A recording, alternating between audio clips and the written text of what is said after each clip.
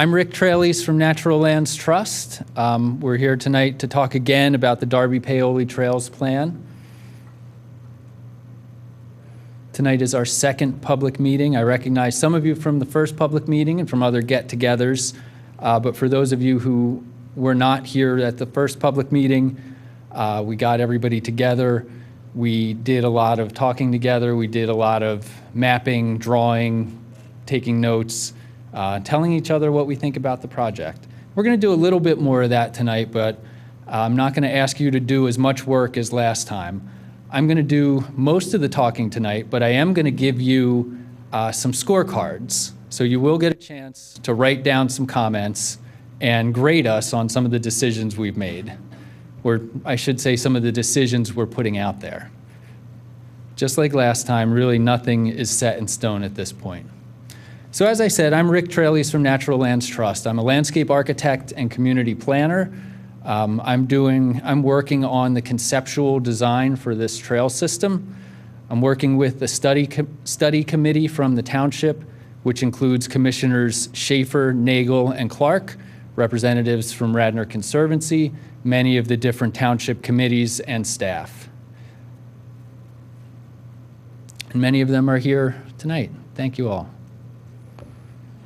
So as I said, this is the second public meeting, and we're starting a little late tonight. I don't think we're going to be here all night. We'll keep things moving pretty efficiently. Basically, the presentation I'm going to give is going to start with a recap of the initial conceptual plan, the one that we presented last time. Then I'm going to give you a summary of all of the feedback that you gave us at the last meeting.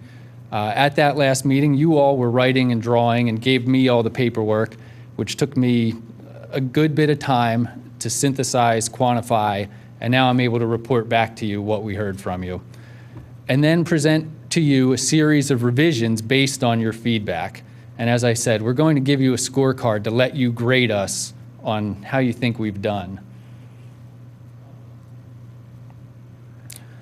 So first I'm going to go over the first draft.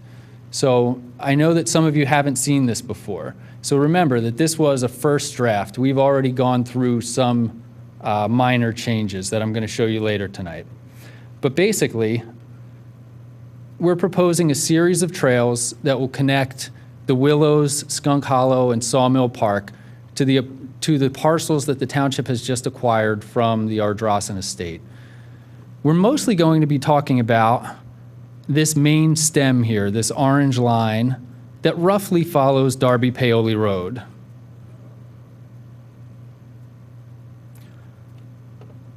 And so we'll start at the northern end between the rye field, which was one of the old Ardrossan parcels, the quarry field, another newly acquired Ardrossan parcel, and actually begins up here at the Willows driveway. So this is where our main trail stem would start. We'd be coming not directly off this driveway, but most likely this way, off the parking, and then up to the road and up the hill. We'd then come along the edge of the existing agricultural fields. We know there will be some places where we'll have to adjust fencing, we'll have to remove some vegetation. And we'll get into parts of Skunk Hollow, which are not very accessible right now, but are really very beautiful. Unfortunately, some of the items that really make this area really beautiful, the creek, some wetlands, are also going to make it a little bit difficult to do the trails, but I have faith that we can engineer our way through those issues. When the trail gets through Skunk Hollow, we plan to use the existing bridge, which goes to the Public Works yard. That will save us some construction, some money on yet another bridge. So to go back to the map, we just talked about this stretch of orange trail here. This is the Public Works area. So now to talk about the next segment of trail. We would go through this Public Works yard. This seems a little bit problematic, but I have met with township representatives from Public Works and the police department about safety issues, and we think we can work our way around this. We can work together on this and get a trail that can go either around this area or sort of skirt the edge of it. From there, we'd get sort of deeper into Skunk Hollow Park. We would have to cross the creek again, so that's one bridge. We also have wetland issues down there. As we've gone through this process, people have asked, why don't we use the existing trails that are here? Well, a lot of them are directly through wetlands. They're very wet, they're very muddy, they're problematic. So we think we can find a better route that'll be more sustainable, easier to maintain, and a little more environmentally sensitive. The trail will also run through a nice open meadow in the middle of the woods, which we believe are the remains of an old mill pond. There are also historic remnants there from some of the mill structures. In this case, there's an enormous ash tree growing right over the old ruins. Really a neat but hidden area. And that brings us, to the intersection with Sawmill Road. This is the sort of informal parking area where some fishermen and hikers and walkers park now. So now, after following the orange line, we're about here, Sawmill Road, Sawmill Park. The orange line would continue along Darby Paoli Road. And this is what we're looking at. We know that Sawmill Road right here, right now, is very problematic. When we get to an engineering phase, we're going to have to design our way out of that problem. We haven't consulted with an engineer yet, but I would imagine that we can potentially reduce those corner radii. That would slow cars down. You couldn't have such a quick, straight shot around the corner. You'd have to slow down and actually turn. It would also make it a narrower road for pedestrians to cross. We could even be doing bump outs to narrow the road even further. I'm sure there would be signage, potentially lights as well. Not a full-blown traffic light, but just some sort of warning lights, safety lights, something like that. When you get across Sawmill Road, in the photo on the bottom right, we know there are some big old trees. We have fencing there we have to deal with, and that's fine. There are things that really will add nicely to the trail design.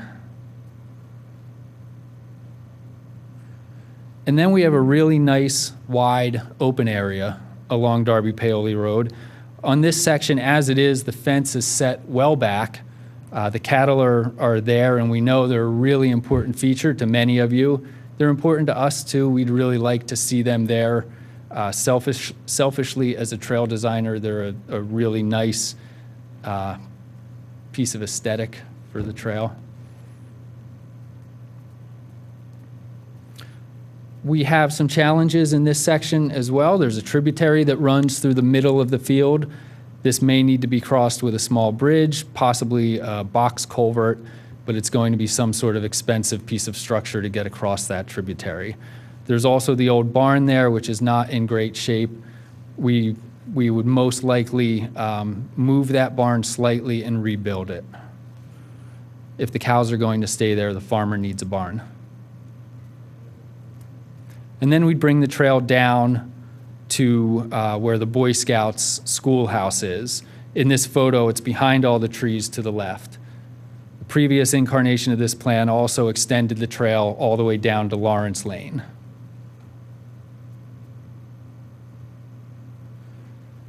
We've also proposed a series of spur and loop trails off of the main stem, including this yellow loop through the field. Whereas the main stem will most likely be paved or at least some sort of hard surface, all of the loop and stem trails, spur trails, would just be mowed grass paths. So we're proposing a grass path loop through the Sawmill field. There's one spot in particular where this photo is taken from where the view is really just outstanding. This photo doesn't really do it justice. Here we started to flag out where the trail might go. The main stem would be going straight up the hill here, basically following the fence line, and then the mowed path would be veering off to the right into the field.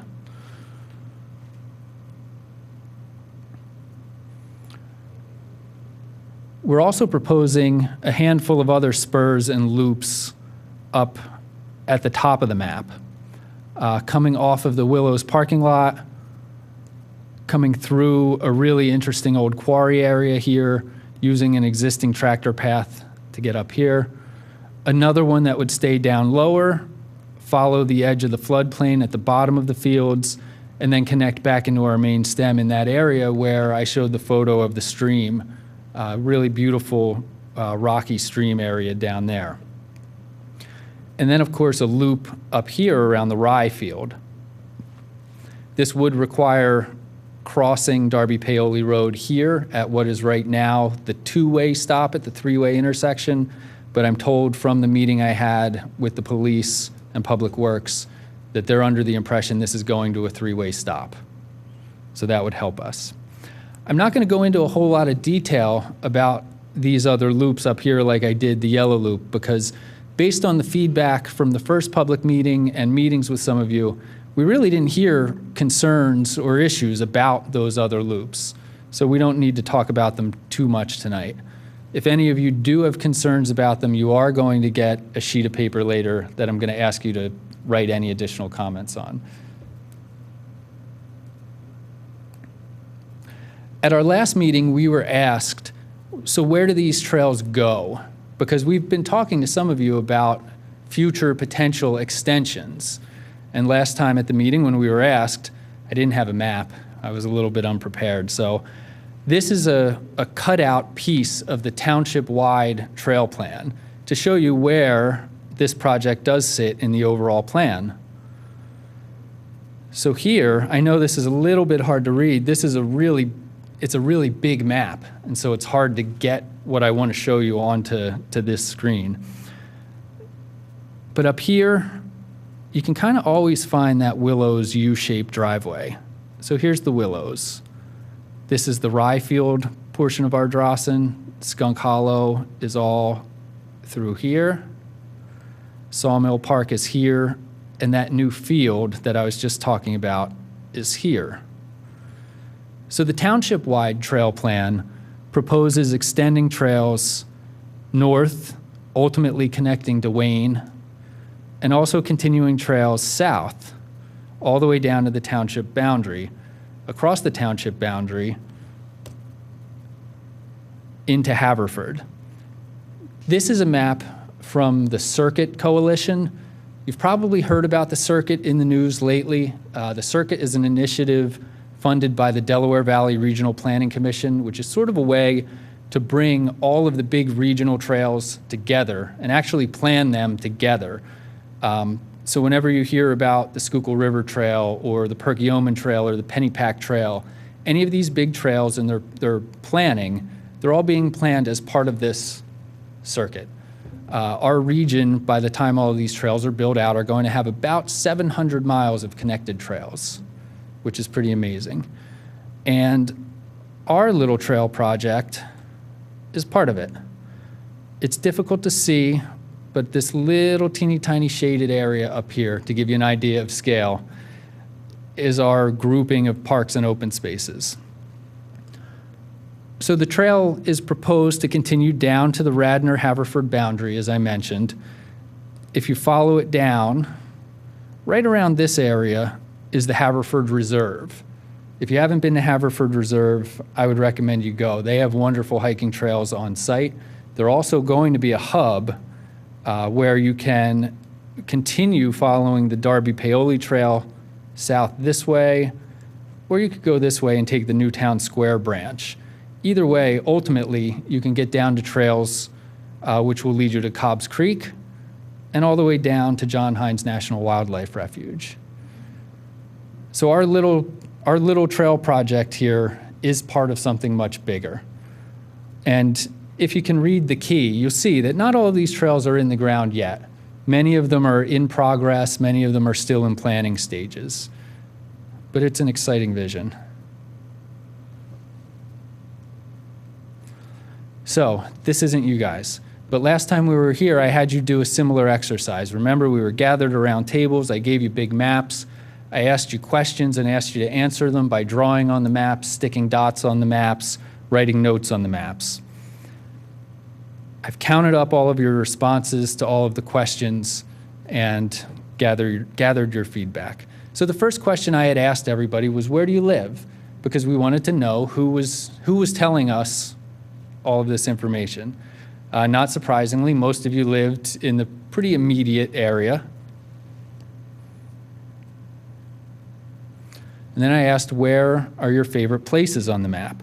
Again, not surprisingly, the trails in Skunk Hollow, some of the other trails through the other parks and open spaces, a couple private homes, some overlook areas. We asked this question because sometimes it teases out something that we don't know about, some sort of magical secret place. And we didn't really get that here, but we got a sense of where you're going, the places you like in the area. We also asked, where do you currently walk or cycle? And this was a question that I actually asked you to draw your answer. So I have maps with red lines all over them. And so seeing the list of the streets that surround the parks and open space doesn't really communicate what I saw on the maps. I was looking for patterns of, are there certain places that everybody is doing this trip from here to here? And we didn't really see that either. We just saw everybody walking kind of all over the place here, which is great. It's great that you feel safe walking on some of your roads and you all are walking and you have safe places to walk. We also asked then, where would you access the proposed trail system?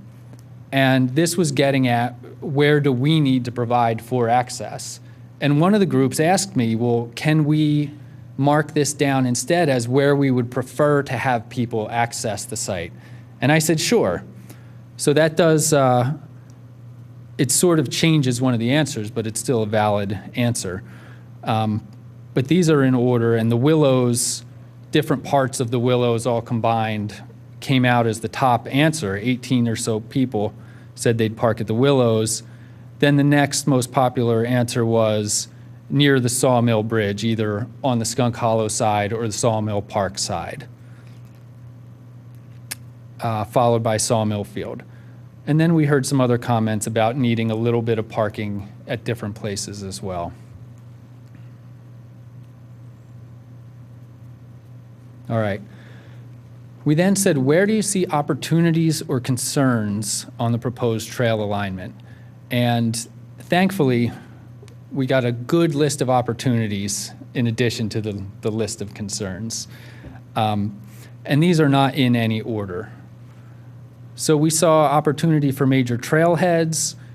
It was really encouraging to me to see many of you list opportunities for additional trails and more connections, more bridges, more trail access. There was a call to connect both sides of the creek near Sawmill and coordinate with other trails. And of course, there were concerns too. And most of the concerns were somewhat typical of trails projects, concerns about privacy and security, and there were site-specific concerns as well, of course. Parking at Lawrence Lane has been a continual theme. Parking lot location may need to be tweaked. 8 to 10 feet might be too wide. Flooding issues, dogs off leash. A good list of concerns. And then I gave you an open-ended question. I said, what did we miss? And instead of giving you a slide with 25 answers just covered in text, I decided to try to word cloud it.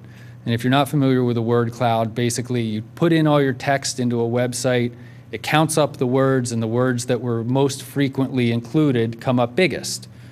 So Lawrence Lane, again, came out as the number one word in the what did we miss.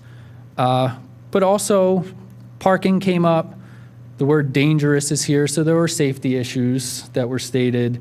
Children, safety, cows came up in here somewhere. So we got a lot of good feedback from you. And then after making you draw all over the maps, we didn't let you leave quite yet. I gave you stickers. And remember, we put up lists on either side of the room. One was a list of amenities and one was a list of uses. And I asked you all to take your 3 dots and spend them on each list. Tell us what amenities you thought were most important to the trail system, and tell us then what uses you think you would do on the trail system. And amenities actually was really nice answers. It's nice to see scenic views as more important than bathrooms. It speaks very well of the site. Parking, of course, is an issue. We know that. Just like scenic views, to hear natural areas and habitat improvements as an important amenity was really nice to hear. So those 3 were the top 3, sort of far and away, followed by another group of wayfinding signs, bathrooms, historic features, trail and park information signs, and then a series of things that got 2, 1, or 0 votes. And then we asked you, how do you expect to use the trails? Walking for pleasure, dog walking, and connecting with nature were the top answers. And those, again, they're not too surprising, followed by enjoying the views, running, birding, study of plants and wildlife. Again, very nice to actually see a lot of very passive uses recommended for the site. Some of you had made comments that this shouldn't be a cycling trail, and you expressed that through the dot exercise as well.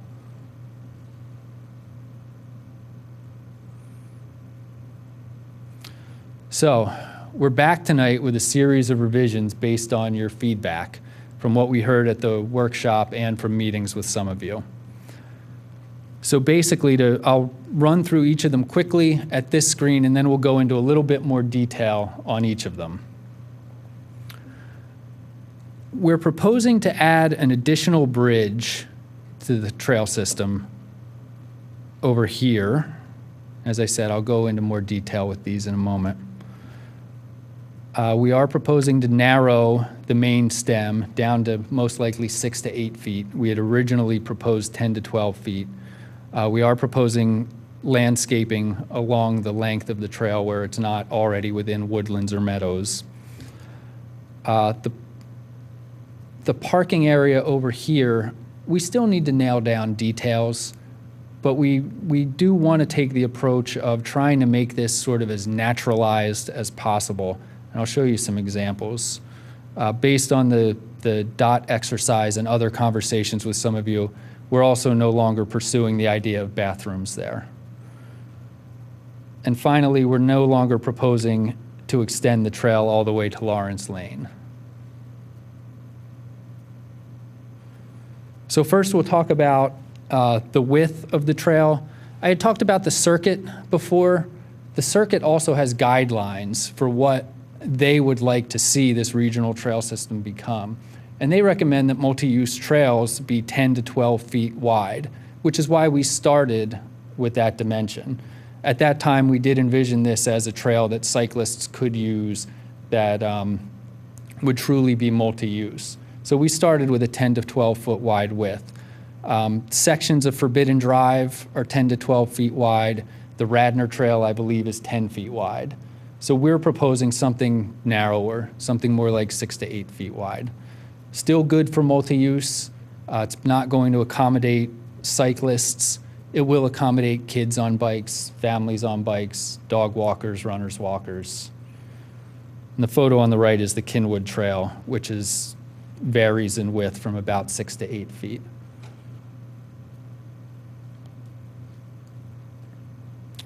We also had comments that some people thought that the main stem might be too close to Darby Paoli Road because the road is dangerous. People drive very quickly on it. Someone even pointed out to me that one of my photos in the last presentation included a sign that was down with skid marks over it. So I wanted to make it a point to point out in that previous slide how wide that lawn was between the road and the existing fence. We do have a lot of room to work there. And the larger photo, of course, is Kelly Drive in Philadelphia with the Schuylkill River Trail just about 6 feet off of Kelly Drive. I'm not proposing we put our trail 6 feet off of Darby Paoli Road, but I just did want to show that some landscaping between a busy road and a major trail really can go a long way.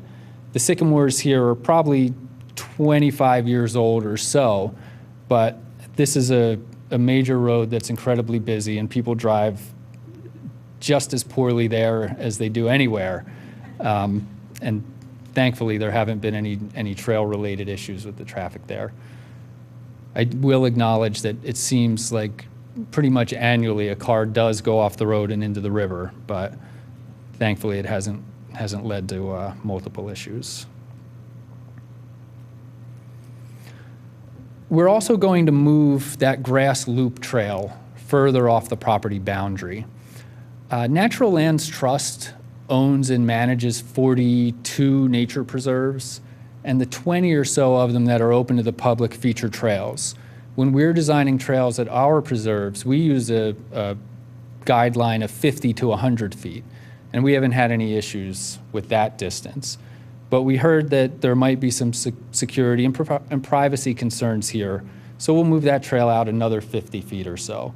That'll give a solid 150 feet from the trail to the boundary. Additionally, by moving that trail out there, this area becomes a pretty big patch of land here at 150 foot wide there by, I don't know, probably 800 feet long or so. That might be able to become a grazable area again. So as we're proposing trails, we also have to be moving fences to accommodate the cows. So this might be able to become a pasturable area if it's that large. We heard in the feedback that the neighbors that live along that property boundary love to have the cows come up to the fence, and they're part of their life.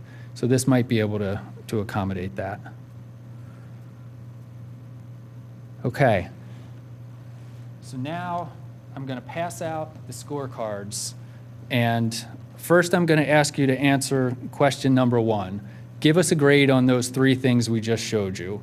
The revision to the trail width, the proposed trail relocation that I just showed you, the 150 feet off the boundary line, and also the trail location along the road. And in a few minutes, we'll go through another few slides, and I'll ask you to do the same thing.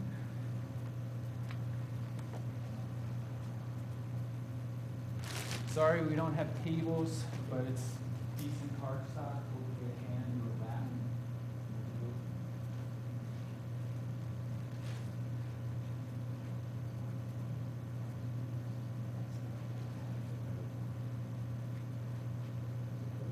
No, that's fine.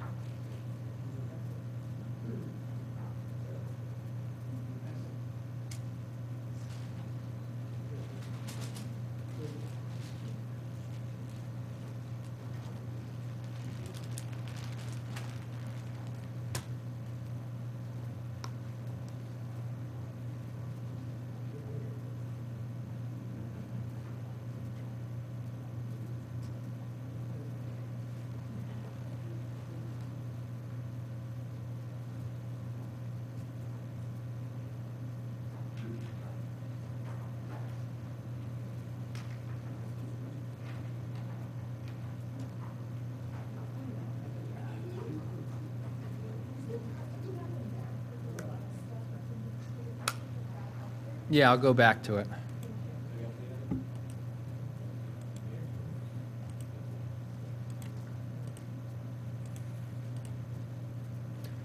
Does this screen help? Yes. Great. Mm-hmm.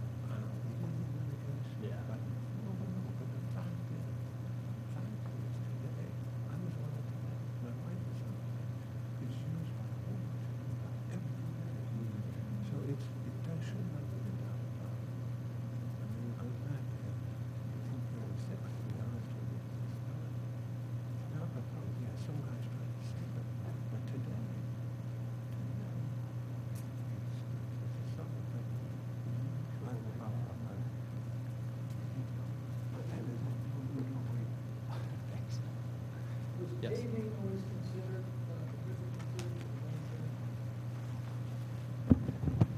The question was, has paving always been considered for the main trail? And yes, it has, partially because of the slope issues. It would be a maintenance issue to do anything other than paving there. You can't really do an aggregate or a gravel on a slope really over about 3% to 5% max, and we have some pretty solid slopes. Paving is also going to be less maintenance over the long term.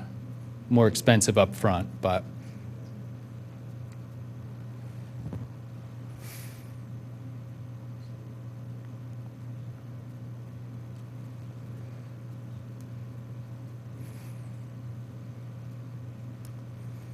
all right, I was only asking you to answer the first one right now. I'm going to give you some more details about the overachievers.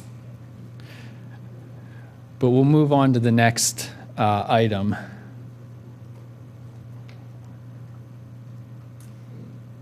Okay, so we talked about the idea of adding another bridge over the creek as well.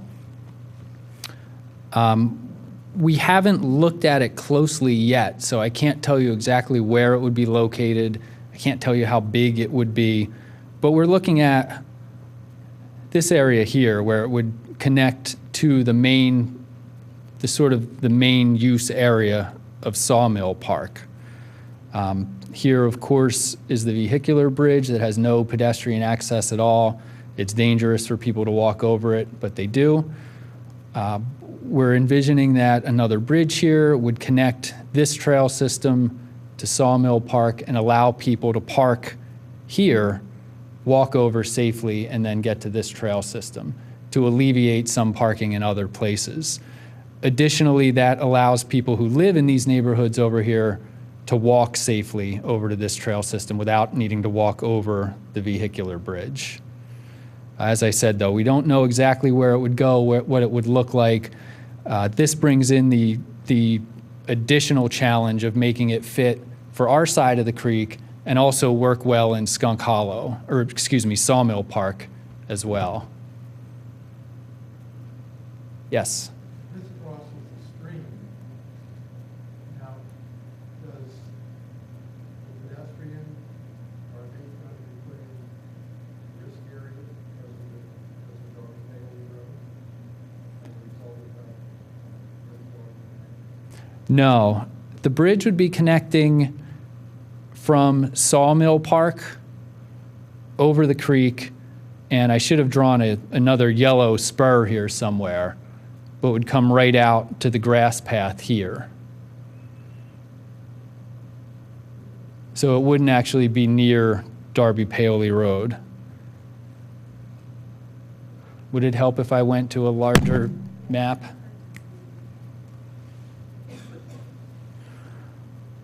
Let's see what I can find.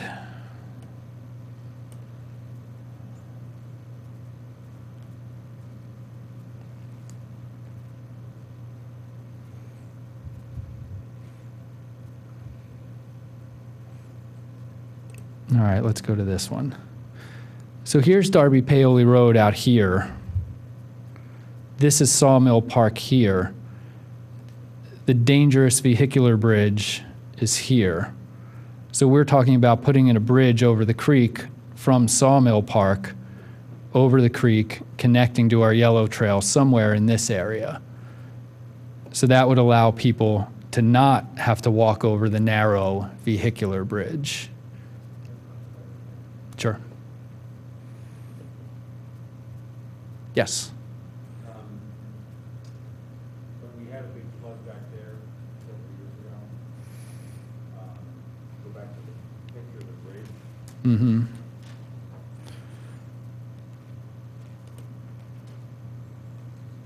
It filled up almost the Sawmill Park was almost completely inundated. There's only a small part that arch was not filled with water. Mm-hmm. Would it be possible to connect a bridge or support a bridge almost at the road grade level, but then be attached to that structure that, so that, either you put another bridge, you deal both sides be subject to another big flood. Mm-hmm. And there was a lot of debris came down.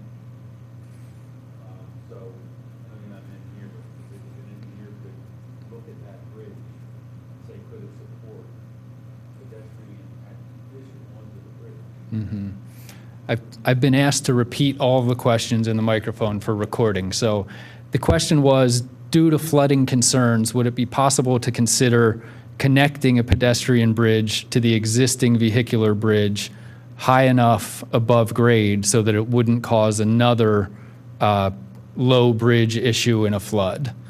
And as you noted, I'm not an engineer, but it's something certainly to consider, because obviously flooding is a reality here, and part of this project later down the line is to put in more plantings, more riparian buffers, and we hope that eventually they will help a little bit, but they're not going to soak up the 100-year flood that seems to happen every year now. So yeah, we have to acknowledge that flooding is a reality here. That's actually another reason to lean towards paving some of these trails.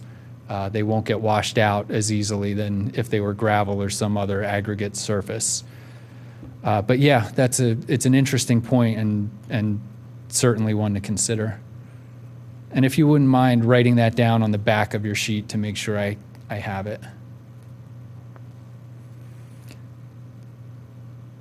So if you haven't already, we'd ask you to rate this idea of adding another bridge and add any comments about that idea.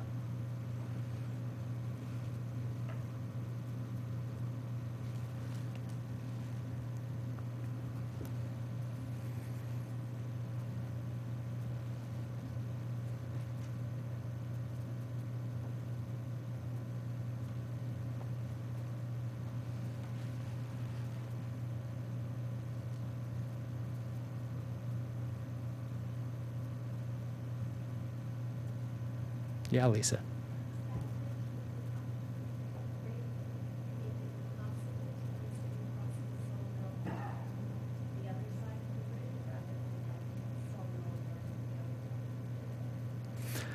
The question was, is it possible to consider putting that bridge on the north side of Sawmill Road? No? Mm-hmm.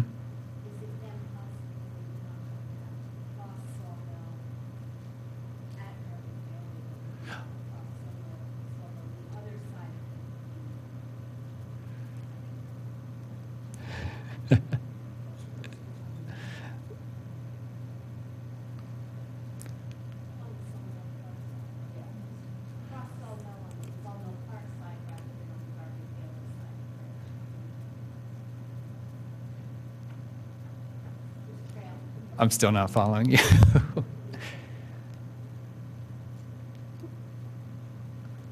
Do you want to come up and just point to my screen up here?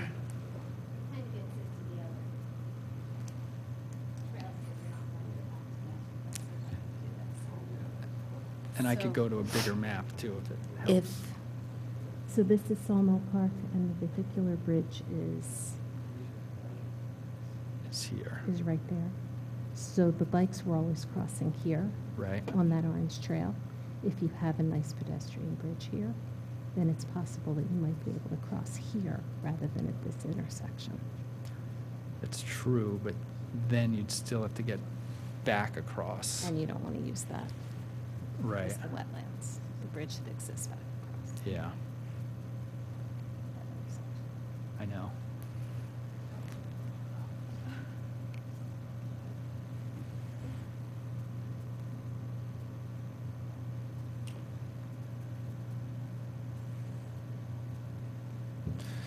So what Lisa was asking, let's see how I do this time, was if we have a bridge here, could we eliminate the trail crossing that's right out of the picture here at Sawmill and Darby Paoli, and instead bring people in here, cross on the existing trail, and then get into Skunk Hollow that way? It's an interesting idea. The first issue that I see is that to get back over to where our trail our main trail stem is shown, you'd then have to cross back over the creek again. In the initial concept plan, I had proposed using some of those existing trails in Skunk Hollow that Lisa would point to using as potential interim trails while we're waiting for bridges to be built, and noted the issues, though, that those are the trails that go through wetlands. They're environmentally difficult. But we also haven't looked at the engineering for that Darby, Paoli, and Sawmill intersection yet. So, Lisa, I wouldn't give you a hard no on this, but would point out that there would be challenges that way as well. But if it turns out that it's cost prohibitive or otherwise too challenging to do the crossing near Darby Paoli Road, then that would be something we would look at. Thanks.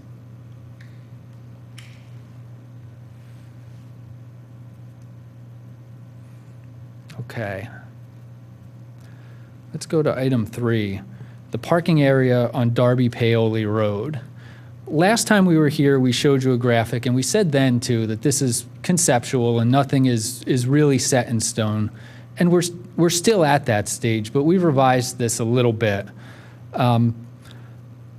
We had previously shown a graphic here that was still meant to be bubbly, but it looked a little bit too real for my liking. It had a driveway in, it had defined parking spaces, and it had the driveway out. We know that we want to really look at this area a little bit more closely and maybe look at more of this area to really find the best spot here. We initially had the parking area right at the bottom of the driveways there, and we know that that's problematic. We had numerous comments in the public feedback about view sheds along the road, and we want to be sensitive to that too. One thing that we do have working for us here is the grade. This area here is a little bit below grade. We might be able to tuck parking down here that really is a little bit hidden from view without affecting the view sheds too much here. We also know that we do want to take the approach of making this, as soft of a parking lot as possible. We had a meeting with Dr. Patel about this, and he said to us at the end of the meeting, why don't you just leave it a grass pull-off? And that would look like it does now. And we said, well, that's an interesting idea. I don't think we can actually just leave it as a pull-off, but maybe we will look at things like grass pavers, something that'll be really as natural looking as possible, but will still actually support the weight of a car. And so this photo down at the bottom right is a grass paver photo. And I have to admit that this is a manufacturer's photo, so this is probably the best looking grass pavers you'll ever see. But if you're not familiar with grass pavers, it gives you an idea of what they are. They're sometimes a concrete block structure, sometimes they're a very hard plastic that's very strong, can support the weight of vehicles, but still lets enough soil fill in the voids in these structures to let grass or other plants grow up out of them. The larger photo is our parking lot at Natural Lands Trust's Gwynedd Preserve. And you see that when we build our parking lots, we don't do curbs, we rarely do asphalt, we try to make them fit their surroundings. So Gwynedd is a 600-acre preserve that's mostly meadow. And so here we carried that same theme into the parking lot. We used old field trees around the parking lot. We let the meadow grow as close to the fences as we can while still being able to maintain the fences. And we use a really light gravel there. Again, with the flooding issues, we'll have to figure out exactly what our surface is here and how it works. Grass pavers, we have to make sure they're not going to pop out of the ground in a flood either. So those are still questions for engineering, but I do feel pretty confident that we can do some parking here that will be a little bit soft. It won't be too intrusive visually. And I also really hope that adding a bridge to Sawmill, and based on the feedback we got from the first public meeting, that most of the parking will happen at the Willows or at Sawmill Park as well. We also, as I mentioned earlier, had abandoned the idea of doing bathrooms there at that parking area. So take a moment and provide any comments about that topic, please.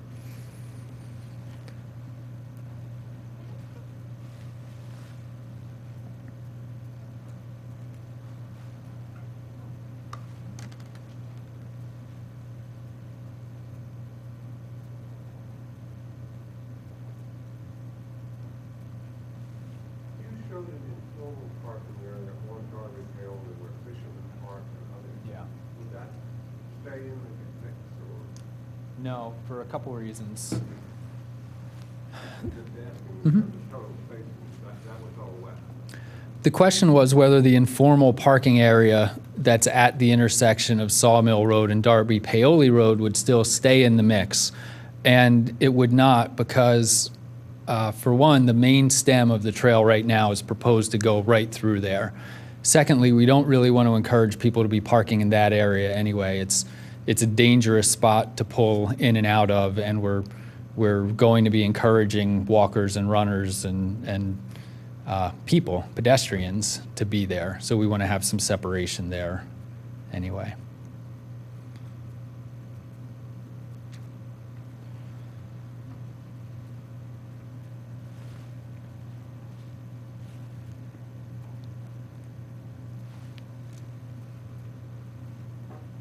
Yeah. What you just said about the parking, the informal parking, just knowing how people use that area, they tend to go Sawmill side because there is no trail on the Darby Paoli Road side. Mm-hmm. So we don't see many cars there very much. But when you have a trail there, will now attract people to come put their vehicles there, even if it's fenced off. It would be subject to cars trying to get as close as they can, or to have the cat trail. Mm-hmm. The comment was that once we have a trail there, it'll be an attraction and people will try to park as close to it as possible, and it might attract people to try to park in that area. And that's something we'll have to address. We might have to do some fencing, or it may have to be curbed. And when we get into the engineering phase, we're going to have to do a lot of improvement to that area. So it wouldn't surprise me at all if some curbing ends up being part of that, that would no longer allow people just to pull off the road into that area.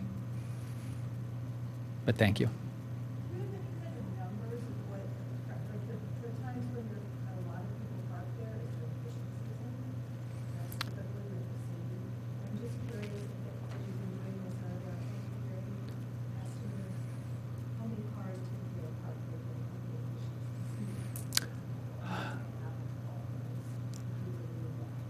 I actually don't know how many people would be parked there. I would look to those of you that live close by there to tell me that, if you know.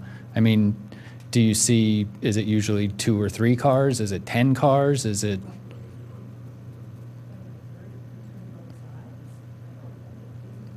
Mm-hmm.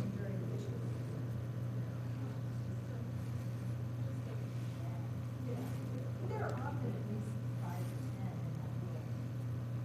in that little place on during the season. So the crowds, the fishermen, just the thing for the kids, that bathroom front all the way up both sides of the street, that's where the crowds come. And then opening day, it's been nice weather, you get a crowd of them. After that, it's, parking and a few fishermen on that Darby Mhm. side, the opposite side, that lot. Who knows what that actually is. Okay.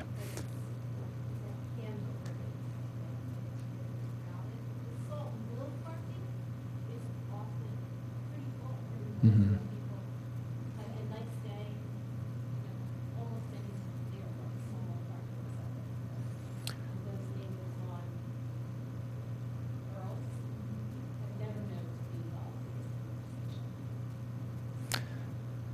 it's been probably 2 minutes of the camera just staring at me going like this. So I'm going to try to recap your comments real quick. There was conversation about the demand for parking during fishing season, particularly on opening day and during events. And the question was, how would we accommodate that crush of parking when we eliminate that corner parking area?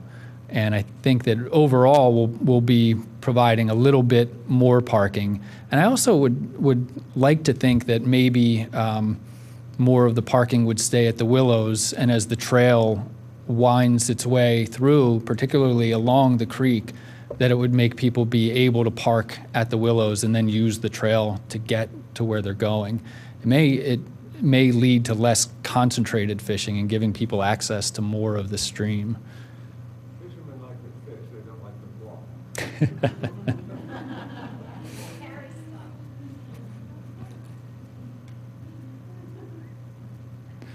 All right, let's move on to the final item. So the previous incarnation of this plan showed the trail ending at Lawrence Lane, and that was controversial, to say the least. Concerns about parking on Lawrence Lane came up. The residents of Lawrence Lane didn't like the idea of people using their street as a parking lot or a turnaround. They were concerned about extra traffic and parking there, people using their street as a trailhead. So we've revised the plan to take the end of the trail back to the property line, which is in this photo right around here. This is one of the neighbors' fences, and this is actually the property line monument right here. So on the map of improvements, we showed a little green symbol that keyed some sort of blockade, that we would end the trail there and then make it very clear that that was the end of the trail, whether it was through signage, some sort of physical barrier, additional landscaping. We would do what we need to do to make it clear that it's not a good idea to park on Lawrence Lane and then try to walk this stretch and get on the trail. So we would end the trail here. We wouldn't be removing any of this vegetation. We wouldn't be changing anything from here down. And we would possibly even be looking at some additional fence length here to discourage people from walking around and hopping up there. We need to figure out the details of that still, but the bigger decision is we've backed off on the idea of bringing the trail to Lawrence Lane, and we'll end it at the property line. And you can add your comments about that, please. Did you discuss this with the Boy Scouts at all? We've had discussions with the Boy Scouts, and just today they've pretty much said the trail can more or less go wherever. They're fine with it.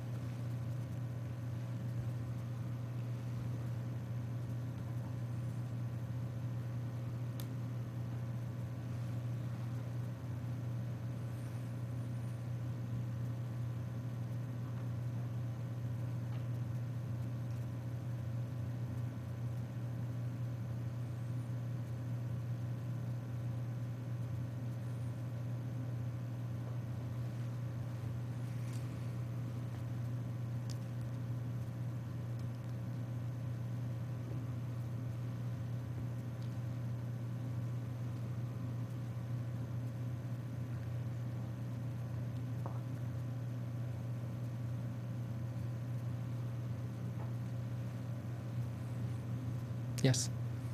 Ask a question while we're waiting. Sure. Are you working with the township on the Willows, as to any expansion of the parking on the side of the Willows where that trail is? The question was whether we were working on any expanded parking at the Willows as part of this project, and we have not looked at expanding parking there as part of this project.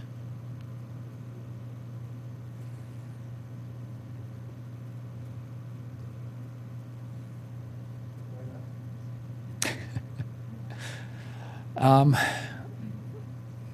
I don't know that there's, well, I suppose we'll see if there's demand for it. The project has really been pretty focused on the trail, and as different issues have come up about parking and bridges and things like that, we've addressed them. And honestly, you're the first person that said, are we looking at expanding parking at the Willows? So if we get more feedback about it, we'll have to consider whether that's something to look at more closely. This is, You should drive by the Brookside Avenue parking lot for the Radnor Trail.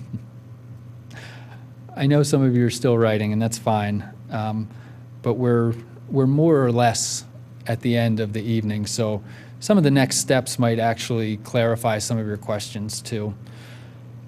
So just like last time, I'm going to collect your sheets as you leave.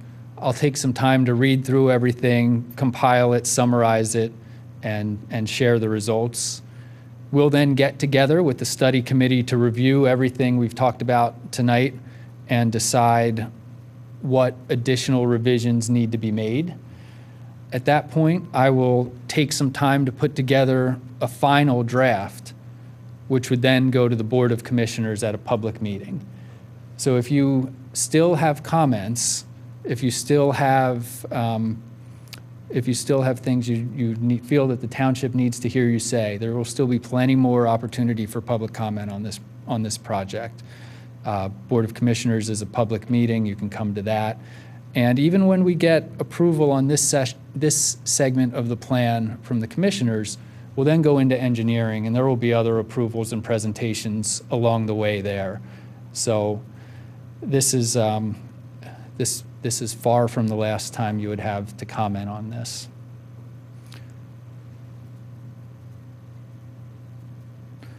So thank you all again. You really did provide a lot of great feedback the first time around that you see really did influence this draft of the plan. And I'm looking forward to reading all of your comments from tonight as well. So thank you all.